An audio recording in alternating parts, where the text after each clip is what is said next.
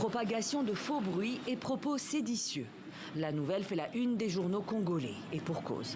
C'est le cardinal Fridolin Ambongo, archevêque de Kinshasa et l'une des figures religieuses les plus éminentes du pays, qui se retrouve dans le viseur de la justice. En cause, les propos tenus par le cardinal sur le conflit dans l'est du Congo, dans la presse ou dans ses homélies.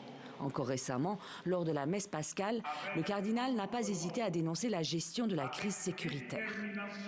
Notre pays est aujourd'hui un pays à l'agonie, un grand malade dans un état comateux. La justice est la première instance à bafouer les droits de simples citoyens. La réalité est que le Congo n'a pas d'armée, n'a aucune force pour défendre l'intégrité de son pays.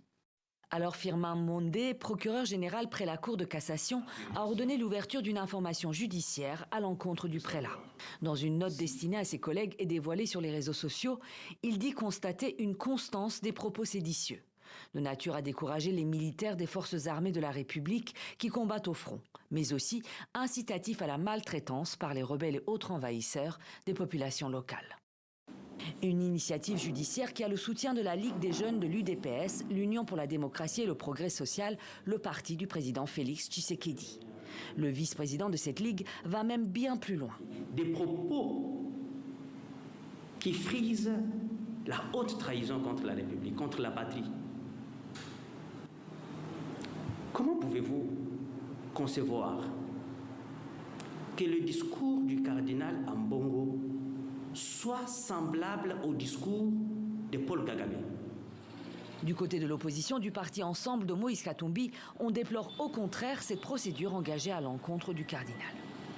Citez-moi une seule phrase qui peut enfreindre la loi de la République démocratique du Congo par rapport à ce que le cardinal dit dans ses homélies. C'est vrai, ça peut gêner, tout comme ça gêner Mobutu, tout comme ça gêner les Kabila. Lorsqu'on critique, lorsqu'on dit ce qui ne va pas, on n'a pas besoin d'ouvrir une information judiciaire, sinon on muselle tout le monde. Alors en ce moment-là, à quoi ça sert de parler de la démocratie en République démocratique du Congo ?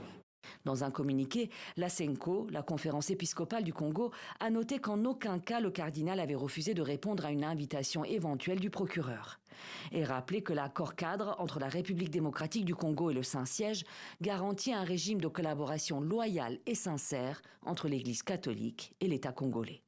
Le cardinal Fridolin Ambongo fait partie du cercle très restreint des proches du pape François qu'il a accompagné tout au long de sa visite en RDC l'an dernier.